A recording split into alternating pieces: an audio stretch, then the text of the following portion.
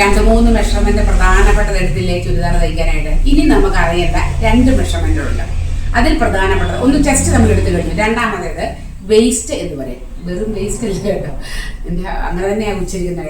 WAIST എന്നാണെങ്കിൽ പോലും waste അല്ലെങ്കിൽ ഷേപ്പ് എന്നൊക്കെ പറയും. അപ്പോൾ നമ്മൾക്ക് നമ്മുടെ സ്ത്രീകളുടെ ശരീരത്തിൻ്റെ ഷേപ്പ് ഉണ്ട് അല്ലേ. നമുക്ക് ഏറ്റവും ഷേപ്പുള്ള ഭാഗം ഏതാ? ഇവിടെ വല്ലേ. അത് നമ്മളിങ്ങനെ എടുക്കുക. സാരി ബ്ലൗസിനാണെങ്കിൽ നല്ല വലിച്ചു ചേർത്ത് പിടിക്കും. ചുരിദാർ അങ്ങനെ അല്ലല്ലോ ഇരിക്കുന്നത്. അപ്പോൾ ഒരു സ്വല്പം ലൂസ് ഇട്ടിട്ട് നമ്മൾ ഈ ഷേപ്പ് എത്ര ഉണ്ടെന്ന് നമ്മൾ നോക്കുന്നു. എനിക്ക് 32. അയ്യോ, എനിക്ക് എത്രയോ ആയോ? വീഡിയോയിൽ ആരും 2-3 പേര് പറഞ്ഞു ടീച്ചറിൻ്റെ അളവുകളെല്ലാം കുറഞ്ഞു പോയല്ലോ എന്ന്. സന്തോഷമുണ്ട് കേട്ടോ. ഓരോരുത്തരും അവനവന്റെ ഇതുപോലെ ഇവിടുത്തെ ഷേപ്പ് അളവ് എടുത്തിട്ട് അളവ് നിൽക്കുക. ഇനി അടുത്ത ഒരു പ്രധാന അളവ് നമ്മുടെ ഹിപ്പ്. ഇന്ന് ഞാൻ കണ്ടു, കമന്റിൽ കിടക്കുന്ന കണ്ടു, ഞാൻ തയ്ക്കും പക്ഷേ എൻ്റെ സ്ലിറ്റിക്ക് ഇവിടെ വരുമ്പം എന്താ ഒതുങ്ങി പോകുന്നു, അങ്ങനെ എന്തോ ആണെന്ന് തോന്നുന്നു. ഈ സ്ലിറ്റ് ഇവിടെ ഒരു പ്രധാനപ്പെട്ടതാണ്. ഇത് ഡിപ്പെൻഡ് ചെയ്യുന്നത് എന്തിനറിയോ? നമ്മുടെ ഷേപ്പിനെയാണ്. നമുക്ക് നല്ല വയറും ഒക്കെ ഉണ്ടെങ്കിൽ അതനുസരിച്ച് തന്നെ നമുക്ക് ഇത് മുന്നോട്ട്, അതായത് ഈ തുണി ഇവിടെ നല്ലവണ്ണം ഉണ്ടെങ്കിലേ വയറിനനുസരിച്ച് നിൽക്കത്തുള്ളൂ. അല്ലെങ്കിൽ എന്താ സംഭവിക്കുന്നത് അറിയാവോ? ഞാൻ കാണിക്കാം. ഇവിടെ ഇങ്ങനെ പൊങ്ങി എന്ന് നിൽക്കും, എന്നിട്ട് ഇവിടെ ഇങ്ങനെ തുറന്ന് നിൽക്കും, ഇങ്ങനെ ചേർന്ന് നിൽക്കത്തില്ല. നമുക്ക് ചുരിദാർ തയ്ക്കുമ്പോൾ ഇങ്ങനെ ചേർന്ന് നിൽക്കണം നമ്മുടേത്. പക്ഷെ നിങ്ങളിവിടെ നോക്കിയത് കണ്ടോ, ഒരുപാട് ലൂസ് ഉണ്ടോ? ഒരുപാട് ലൂസ് ഇല്ല താനും. എന്നാൽ ഫിറ്റാണോ ചോദിച്ചാൽ ഒരുവിധം ഫിറ്റ് വേണം. അങ്ങനെ വേണം ചുരിദാർ. അങ്ങനെ ചുരിദാർ ഇട്ടാലേ ഭംഗിയുള്ളൂ. പ്രായമായവർ, ഞാൻ ഉൾപ്പെടെ പ്രായമായവർ അത്രയും ഷേപ്പ് ശ്രദ്ധിക്കാറില്ല. പക്ഷെ ഞാൻ ഷേപ്പ് നോക്കും. ഷേപ്പല്ല, എനിക്ക് ചുരിദാർ നല്ല ഫിറ്റായിട്ടിരുന്നാലേ എനിക്കിഷ്ടമുള്ളൂ.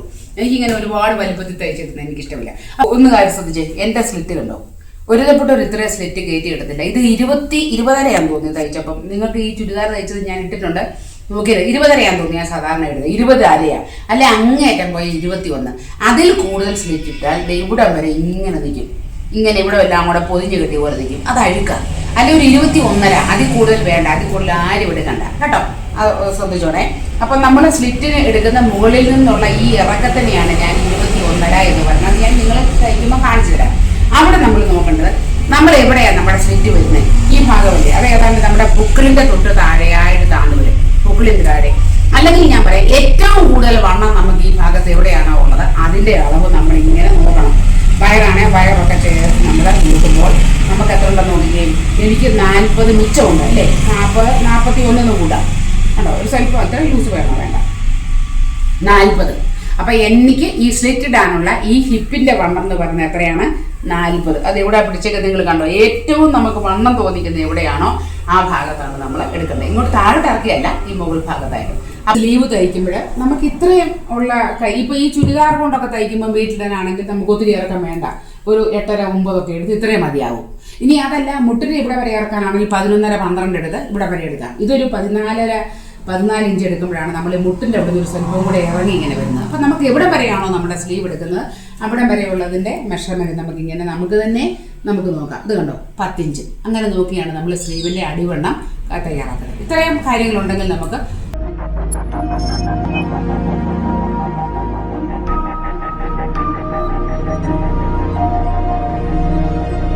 സാൽറോസിൻ്റെ കൂട്ടുകാരെ, നമ്മുടെ ചുരിദാർ ചലഞ്ചിന്റെ സെക്കൻഡ് പാർട്ട് വീഡിയോയിലേക്ക് നിങ്ങൾക്ക് എല്ലാവർക്കും സ്വാഗതം.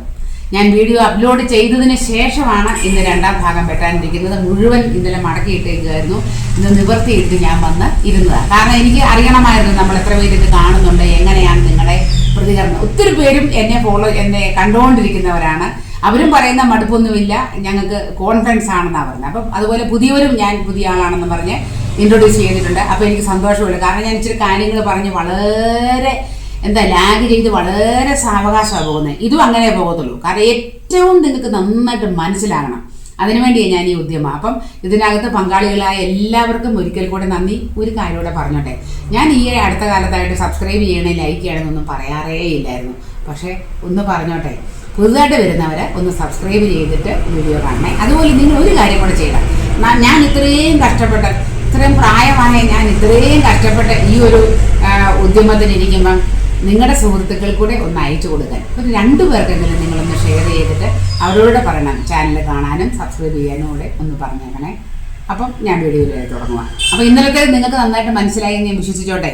നിങ്ങൾക്ക് ഇതുമായി ബന്ധപ്പെട്ട ഏത് കമൻറ്റും പറയാം. നിങ്ങൾ പണ്ടത്തെ വീഡിയോയുടെ കമൻറ്റോ അല്ലെ 12 പാലിൽ കാണിക്കണമെന്നൊന്നും ഇതിനകത്ത് പറയണ്ട. 12 പാലിൽ ഞാൻ ഏതായാലും കാണിച്ചിരിക്കും. നിങ്ങൾക്കറിയാലോ ഞാനൊരു വീട്ടമ്മയല്ലേ, അപ്പോൾ ഒത്തിരി തിരക്കുകളുണ്ട്, അതിനിടയ്ക്ക് വന്ന് ഈ അഭ്യാസങ്ങളൊക്കെ നടത്തുന്നത്. ഓക്കെ, പോവുകയാണേ. ഇന്നലെ നിങ്ങളെ ഞാനിങ്ങനെ നെക്കിന്റെ കാര്യവും ഷോൾഡർ എടുക്കുന്ന കാര്യവും എല്ലാം പറഞ്ഞില്ലേ. അപ്പൊ എന്റെ മനസ്സിൽ ഇന്നലെ ഉണ്ടല്ലോ, സത്യത്തിൽ വൈകുന്നേരം എനിക്കൊരു തോന്നി, ഈ തുടക്കക്കാരോട് ഇങ്ങനെ ഷോൾഡർ ഇറങ്ങുമെന്നൊക്കെ പറഞ്ഞാൽ ഷോൾഡർ എന്നുള്ള വാക്ക് ഇത് എന്നാന്നൊക്കെ നിങ്ങൾക്കൊരു സംശയം ഉണ്ടാവില്ലേ എന്ന് എനിക്കൊരു തോന്നലല്ല. നമ്മളെല്ലാവരും പുതിയ കാര്യം പഠിക്കുമ്പോൾ അങ്ങനല്ലേ. അതിനുവേണ്ടി ഞാൻ എൻ്റെ ഒരു പഴയ ചുരിദാർ എടുക്കണം, ഒന്ന് കാണിച്ചിട്ടുണ്ട്, ഒന്നുകൂടെ കാണിക്കാം. നിങ്ങൾ ഇതിന്റെ നെക്ക് നോക്കിക്കേ. ഇത് ക്യാൻവാസ് വെച്ച് തയ്ച്ച നെക്ക്. ഇത് വിശദമായിട്ട് ഞാൻ നമ്മുടെ വീഡിയോയിൽ ഇട്ടിട്ടുണ്ട്, എവിടെയോ പഴയ വീഡിയോയിൽ. ഇത് കണ്ടോ, ഈ നെക്ക് നിങ്ങൾ നോക്കി. ഈ നെക്ക് ഒരുവിധം നല്ല വിത്തുള്ള നെക്കല്ലേ. അതായത് കണ്ടോ, 7 ഇഞ്ച് അകലമുണ്ട് ഇതിന്. തയ്ച്ചു കഴിഞ്ഞപ്പം 7 ഇഞ്ച് മിച്ചമുണ്ട്. അപ്പം നല്ല അകലമുണ്ട്, ഇറക്കമുണ്ട്. അത് കാരണം എന്നാ സംഭവിക്കുന്ന അറിയാവോ, ഈ ഷോൾഡർ ഇങ്ങനെ ഷോൾഡർ അല്ല, ഈ ഭാഗം നമ്മുടെ കഴുത്തിൽ നിന്ന് ഇങ്ങനെ അകലും. എന്തായാലും മനുഷ്യ ശരീരത്തിലേക്ക് ഇതിട്ട് കഴിയുമ്പോൾ ഒരു സ്വല്പം എങ്ങനെയാലും അകലും. അപ്പൊ എന്നാ സംഭവിക്കും, ഇതിങ്ങനെ ഈ വശം ഇങ്ങോട്ട് തള്ളും. അതുകൊണ്ടാണ് നമ്മളിത് കണ്ടത്, ഈ കാണിച്ചിരിക്കുന്ന ഈ ദൂരമില്ലേ, അതാണ് ഇത് കണ്ടോ, വളരെ ചെറുതായിട്ടല്ലേ നമുക്ക് ഇപ്പോൾ ഇത് അനുഭവപ്പെടും. നമ്മൾ തയ്ച്ചു കഴിയുമ്പം കുറയും. അപ്പൊ നിങ്ങൾ നോക്കുക, ഈ കഴുത്ത് ഇങ്ങനെ ഇങ്ങോട്ട് പോകുമ്പോൾ, ഇങ്ങനെ മാറുമ്പോൾ ഈ ഷോൾഡറിന്റെ വീതി നമുക്ക് കുറച്ച് മതി. അതാണ് ഞാൻ ഇവിടെ നിങ്ങളോട് പറഞ്ഞത്. ഞാൻ 7.5 എത്ര ആക്കി എടുത്തു, 7 ആക്കി എടുത്തു. ഇനി ഞാൻ ഈ കഴുത്തൊരു 3.5 ആക്കുകയാണെങ്കിൽ ഞാൻ എത്ര ആയിട്ട് എടുക്കും അറിയാവോ, 6.5 ചുരുക്കും. 7.5 ഉണ്ടായിരുന്ന ഷോൾഡർ എത്രയായിട്ട് മാറും, 6.5. ഇതൊക്കെ 6.5 ഉള്ളൂ. കണ്ടോ, ഈ ഷോൾഡർ 6.5 ഉള്ളൂ. ഒന്നുകൂടെ കാണിച്ചു തരാം. ഇതിനെയാണ് നമ്മൾ എന്ത് വിളിക്കുന്നത്, ആം ഹോൾ എന്ന് വിളിക്കുന്നത്. ആം ഹോൾ, ഈ ഫുൾ ചുറ്റളവിനെയാണ് എന്ത് വിളിക്കുന്നത്, ആം ഹോൾ റൗണ്ട്. നമ്മുടെ കയ്യിൽ നിന്ന് ഇന്നലെ അളന്നെടുത്തില്ലേ, അങ്ങനെ പറയുന്നു. ഇപ്പൊ നിങ്ങൾക്ക് ആ വാക്കുകൾ മനസ്സിലായല്ലോ. ഷോൾഡർ ആകുന്നു പോവും, ഷോൾഡർ ആകുന്നൊക്കെ പോകുമെന്ന് പറയുന്ന ഈ ഭാഗങ്ങളാണ്. ഇനി നമുക്ക് അടുത്തത്, ഏതൊരു ചുരിദാർ എടുക്കുമ്പോഴും നമ്മൾ ഇതിനെ ഈ ഭാഗത്തെ ഈ അളവിനെയാണ് ചെസ്റ്റ് റൗണ്ട് എന്ന് പറയും, ചെസ്റ്റ് വിരിവ്. ഇനി ഈ ഒരു ഷേപ്പ് കണ്ടോ, ഈ ഷേപ്പ് ഭാഗം എന്ന് പറയുന്നത് നമ്മുടെ ചുരിദാറിന്റെ ഏറ്റവും ഒരു ചുരിദാർ ഇങ്ങനെ എടുത്ത് വെച്ചിട്ട് നമ്മൾ നോക്കിയാൽ അത് എവിടെയായിട്ട് വരും നോക്കിയാൽ നമുക്ക് അങ്ങനെ കൃത്യം അറിയത്തില്ല. ഒരു 15, 14, 15 ഇടയ്ക്കാണ് നമുക്ക് ഏത് വരുന്നത്, ഈ ഷേപ്പ് വരുന്നത്. ഇനി സ്ലിറ്റ് വരുന്നത് ഞാൻ നിങ്ങളെ കാണിക്കാം. സ്ലിറ്റ് വരുന്നത് ഇത് കണ്ടോ, ഇതാണ് എൻ്റെ സ്ലിറ്റ് എന്ന് പറയുന്നത്. അതായത് 21-ലാണ് ഈ സ്ലിറ്റ് വന്നേക്കുന്നത്. ഇത് കണ്ടോ, സ്ലിറ്റൊക്കെ നമ്മൾ അടിപൊളിയായിട്ട് തയ്ച്ച് ഒക്കെ നിങ്ങളെ ഞാൻ ഇഷ്ടം പോലെ കാണിച്ചു തന്നിട്ടുണ്ട്. അപ്പം നമ്മുടെ സ്ലിറ്റ് അല്ലെങ്കിൽ നമ്മുടെ സ്ലിറ്റ് വരുന്ന ദൂരം എന്ന് പറയുന്നത് 21-ഉം മുകളിൽ നിന്ന് ഷേപ്പ് വരുന്ന ഭാഗം നമ്മൾ 15 എടുക്കുന്നു. ഇനി അത് എല്ലാവർക്കും ഒരുപോലെയാണോ, അല്ല. അത് ഓരോരുത്തരുടെ പൊക്കവും വണ്ണവും ഷേപ്പിനെയും ഒക്കെ ആശ്രയിച്ചിരിക്കും. അപ്പോൾ ഒരുവിധപ്പെട്ട സാമാന്യ ആവറേജ് ഹൈറ്റുള്ള ഒരാൾക്ക് നമുക്ക് ഈ ഇടവണ്ണം എന്ന് പറയുന്നത് എത്ര എടുക്കാം, 15 എടുക്കാം. ഇനി സ്വല്പം പൊക്കക്കുറവുള്ളവർക്കാണെങ്കിൽ അത് 14 മതി. കൊച്ചുപിള്ളേരാണെങ്കിൽ അത് 13.5-ക്കും 14.5-ക്കും ഇടയ്ക്ക് നിൽക്കും, 15-ലേക്ക് വരത്തില്ല. എത്രയാന്ന് പറഞ്ഞാൽ നല്ല ഹൈറ്റ് വേണം.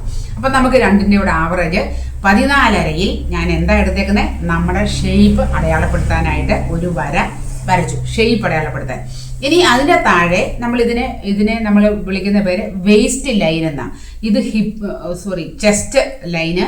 ഇത് ലൈനിന്റെ പേരെന്താ പറഞ്ഞേക്കുന്നത്, വേസ്റ്റ് ലൈന്. ഇനി നമുക്ക് വേണ്ടത് സ്ലിറ്റ്, ഹിപ്പ് ലൈന്. അത് നമ്മൾ എത്ര എടുക്കുന്നത്, 21-ൽ നമ്മൾ ഹിപ്പ് ലൈൻ. 3 ലൈനിന്റെ പേര് ഓർത്തോണേ, chest line, waist line, hip line. ഇനി ഇവിടുത്തെ വണ്ണമാണ് ഞാൻ മുമ്പേ നിങ്ങളെ എൻ്റെ ശരീരത്തിൽ നിന്നും അളന്നെടുത്തിട്ടുണ്ട്, നേരിട്ട് കാണിച്ചു. അതെത്രയാണെന്ന് പറഞ്ഞേ, 32. ആ 32-ന്റെ കൂടെ സാധാരണ എത്ര കൂട്ടണം, ഇവിടെ 4 കൂട്ടി ചെസ്റ്റിന്റെ കൂടെ. ഇവിടെ എത്ര കൂട്ടാവൂ, 2 കൂട്ടാവൂ, മറക്കല്ലേ. ഇവിടെ 4 കൂട്ടാം, ഇവിടെ 2. അപ്പം 32-നും 2-ഉം 34. 34-നെ നമ്മൾ എത്ര ആയിട്ട് വീതിക്കണം, 4 ആയിട്ട്. 34-നെ വീതിക്കുമ്പോൾ എത്ര കിട്ടും, 8.5 4 32, അപ്പൊ 8.5. അപ്പൊ നമുക്ക് 8.5-യാണ് യഥാർത്ഥത്തിൽ എൻ്റെ ഷേപ്പ് എന്ന് പറയുന്നത്. പക്ഷേ ചുരിദാർ ഞാൻ ഇതിൻ്റെ കൂട്ടത്തിൽ എക്സ്ട്രാ ഇടാറില്ല.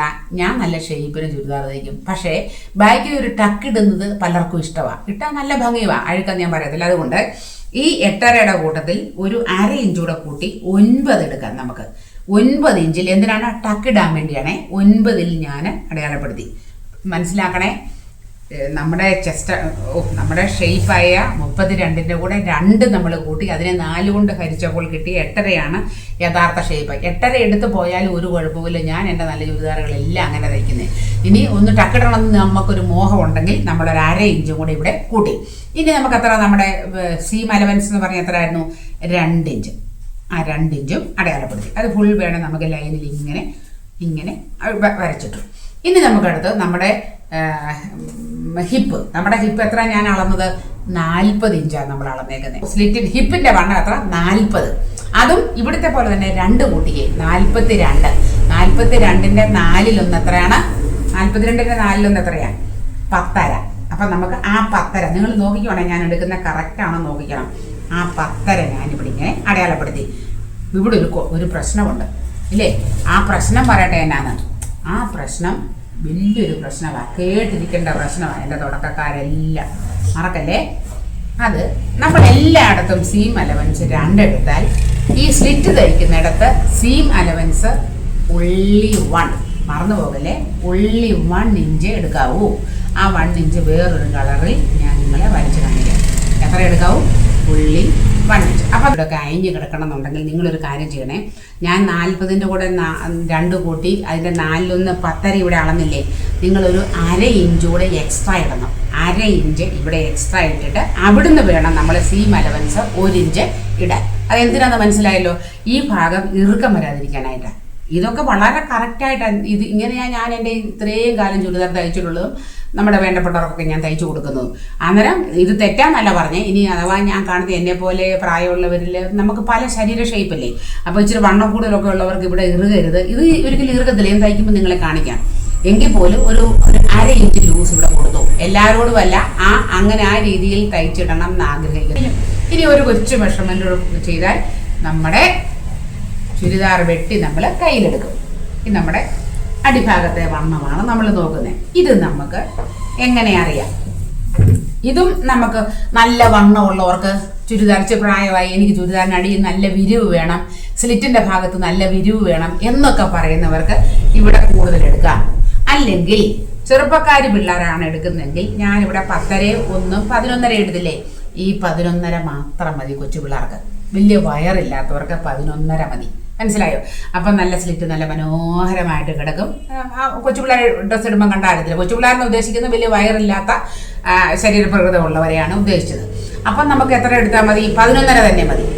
കുറച്ചുകൂടെ പ്രായമുള്ളവർക്ക് നമുക്ക് കുറച്ചുകൂടെ വേണമെങ്കിൽ 1 ഇഞ്ച് കൂടെ കൂട്ടിയെടുക്കാം. 12.5 അല്ലേ 13. 13 മാക്സിമം മതി. എന്നെ പോലുള്ളവർക്ക് 13 മതി.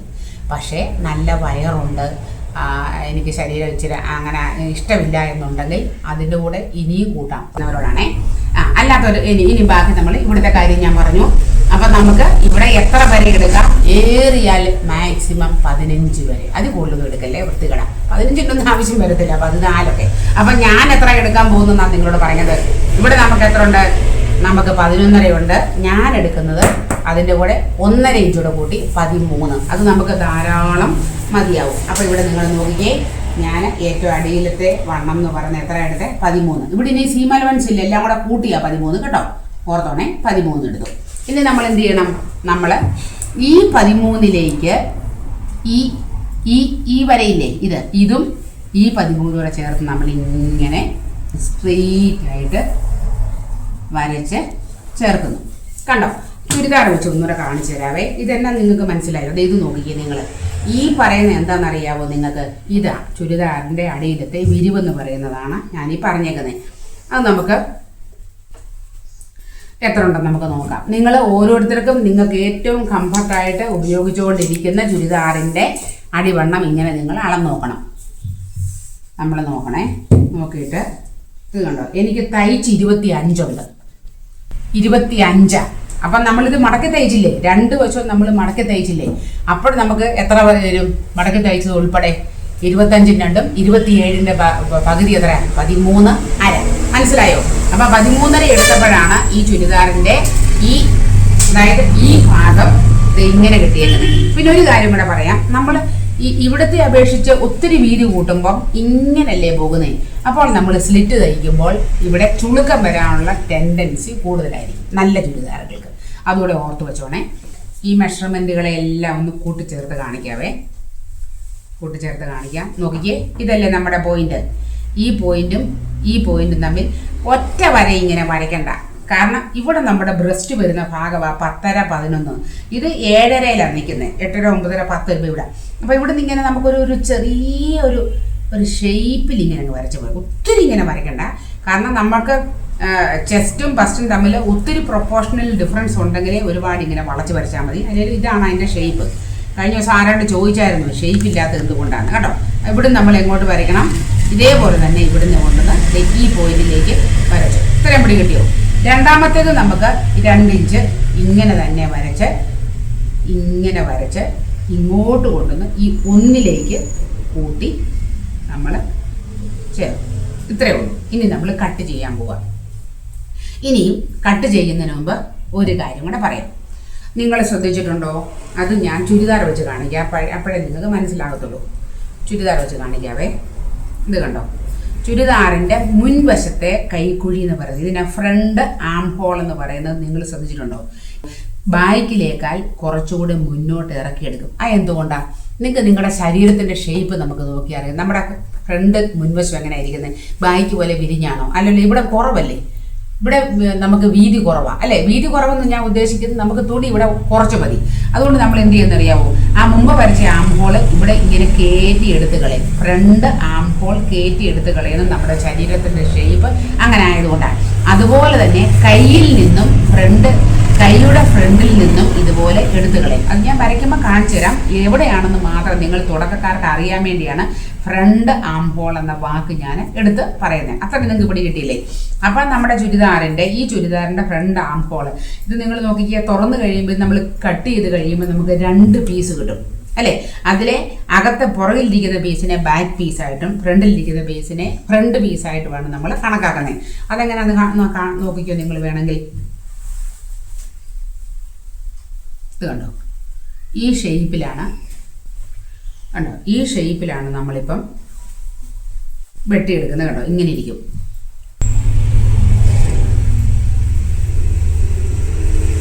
ഇത് കണ്ടോ, ഇതാണ് നമ്മൾ ഈ ചുരിദാർ ഇങ്ങനെ ഈ ഷേപ്പിൽ ഇങ്ങനെ ഇരിക്കും. ഇത് കണ്ടോ, ഇങ്ങനെയാണ് നമ്മൾ വെട്ടിയെടുക്കുന്ന. ഇത് തയ്യൽ തുമ്പായത് അല്ലാത്ത കണ്ടോ, ഇത് കറക്റ്റാണ്. അപ്പം നമ്മളിത് തുറന്ന് കഴിയുമ്പോഴല്ലേ നമുക്ക് 4 പീസായിട്ട് ഇത് കിട്ടുന്നത്. അതായത് ഇത് കണ്ടോ, 4 പീസ്. ഇത് 1, ഇത് 2, ഇതിനകത്തും അതുപോലെ. അങ്ങനെയാണ് ഈ 4 പീസും നമ്മൾ കണക്കാക്കുന്നത്. അതുകൊണ്ടാണ് നമ്മൾ ഈ 4 കൊണ്ട് ഹരിക്കുന്നത്. നിങ്ങൾക്ക് അത്തരം കാര്യങ്ങൾ മനസ്സിലായില്ലേ? അപ്പം നമ്മൾ ഇത് മാറ്റാൻ പോവുകയാണേ. ഇതല്ലേ മുൻവശത്തുള്ള കൈയുടെ കുഴി, ഇതാണ് നമ്മൾ എടുത്ത് കളയുന്നത്. അതിന് വേണ്ടിയാണ് നമ്മൾ ഇവിടെ എന്ത് ചെയ്യുന്നറിയാവും? ഇവിടെ നമുക്ക് 2 മാർഗമുണ്ട്. തുടക്കക്കാർക്ക് ഏറ്റവും തെറ്റിക്കാതെ ഉപയോഗിക്കാവുന്ന ഈ ഒരു മിഡ് പോയിന്റ് ഓർക്കുന്നുണ്ടോ? ഈ മിഡ് പോയിന്റിൽ നിന്നും നമുക്കൊരു 3/4 ഇഞ്ച് കറക്റ്റ് അളന്ന് 3/4 ഇഞ്ച് നമുക്ക് ഇങ്ങോട്ട് നീക്കി വരയ്ക്കാം. അരയല്ലേ, 3/4 ഇഞ്ച് നീക്കി വരച്ചു. കണ്ടോ, ഈ പോയിന്റും നമ്മൾ മുമ്പ് കണ്ടെത്തിയേക്കുന്ന ഈ പോയിന്റില്ലേ, ഇത് രണ്ടും കൂടെ ചേർത്ത് നമുക്കൊരു ലൈൻ വരയ്ക്കാം. ഇതല്ലേ നമ്മുടെ പോയിന്റ്. ഞാൻ നീലം മാറ്റി വരയ്ക്കാവേ. ഇത് നോക്കിക്കോണേ. ഈ പോയിന്റിൽ നിന്ന് ഇതാ ശരിക്കും നമ്മുടെ യഥാർത്ഥ ആം ഹോൾ ഏതായിരുന്നു? ഇതാ.